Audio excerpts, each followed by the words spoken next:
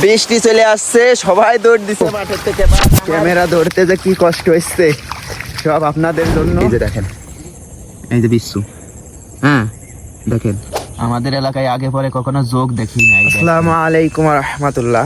এখন হচ্ছে পাট কাটতে যাইতেছি, ফজরের নামাজের পর বাড়ি একটু কাজ করলাম, এখন হচ্ছে পাট কাটবো, সম্পূর্ণ আপনাদেরকে দেখানোর চেষ্টা করবো ইনশাল্লাহ। ইউটিউবে ভিডিও দেখতে কতই না সুন্দর লাগে, কিন্তু বাস্তব জীবনে যে কি পরিস্থিতি না করলে বোঝা যাবে না। আমি আগে পরে কোনোদিন পাটের জমিতে কাজ করি নাই, আজকেই প্রথম। আর এটা হচ্ছে কাঁচি, কাঁচিতে তেমন ধার নাই। পাট হচ্ছে হাইশো দিয়ে কাটতে এরকম বড়, কাঁচির থেকে বড় এরকম খ্যাস কাটা থাকে না, ওইটা দিয়ে কাটতে হচ্ছে পাট ভালো হয়। আর আমি আগে পরে কখনো করি নাই, আজকেই প্রথম পাট কাটতেছি জীবনের। ভালোই পরিশ্রম হয়।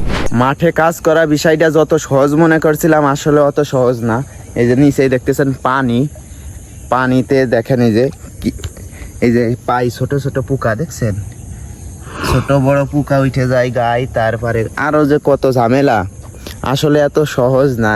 রোদে পোড়া, বৃষ্টিতে ভেজা, কৃষিকাজ অনেক কঠিন। যতটা সহজ ভাইবে ভেজেছি অত সহজ না, তবে ইনশাল্লাহ আমি এখন থেকে এইটাই করব, আর আপনারা আমার পাশে থাকবেন ইনশাল্লাহ। এই যে দেখেন পাই, এই যে দেখেন, এই যে বিশ্বু, হ্যাঁ দেখেন কি পরিমাণ ছোট পোকা গায়ে উঠতেছে দেখেন। এই যে বিশ্বু আছে, জোক আছে। হ্যাঁ, তো কৃষিকাজ এতটাও সহজ না যতটা সহজ আমরা ভাবি।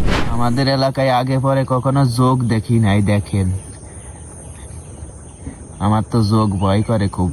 এই যে এতটুকু কাটছি, এই কয়াটি হয়েছে আর কি 35 না কয়াটি যেন গুনলাম, ভুলে গেছে, আবার গুনতে হবে। তো এখন এসে খাইতে যাব, খাওয়ার পরে এটুকু কাটবো ইনশাল্লাহ। আকাশে মেঘ কালো হয়ে আসতেছে, এখনই হয়তো বৃষ্টি আসবে আসবে ভাব, বাড়ি চলে যাইতে হবে। আর এই যে এইটুকু সামনে যতটুকু আছে এতটুকুই কাটবো আজকে, বাদ বাকি কালকে। আজান দিয়ে দিবে এখনই, আর হয়তো কয় মিনিট আছে। বৃষ্টি চলে আসছে, সবাই দৌড় দিছে মাঠের থেকে, বাট আমার এতটুকু কাটা লাগবে। এবং এই যে পাট রাখছে আমার হয়েছে রাখা ভুল, ঠিক আছে, আমি বললাম না আমি নতুন তো অনেক ভুল হবে, এরকম রাখা ভুল হয়েছে। পাট এরকম রাখলে পয়সা যাবে। এই পাট হচ্ছে আমার ভিতরে নিয়ে রাখা লাগবে শূন্য কোনো স্থানে। এখন আমার বাড়ি যাওয়ার কোনো সুযোগ নেই, এটুকু কেটে ওইগুলো তারপরে হচ্ছে উঠায় তারপরে বাড়ি যাওয়া লাগবে। যতই বৃষ্টি হোক দোয়া করেন, বাস পড়লে খুব ভয় করে আর কি। বৃষ্টি আসাতে একটু ক্ষতি হইলো, মানে ভিজে গেলাম, জ্বর হইতে পারে। তারপরেও নিশ্চয়ই তিনি উত্তম পরিকল্পনাকারী, যা করে ভালোর জন্যই করেন অবশ্যই। তো আমার পাট কাটা হয়ে গেছে, এই যে যেই পাটগুলা আছে এইগুলা হচ্ছে নিয়ে শুকনো স্থানে রাখা লাগবে।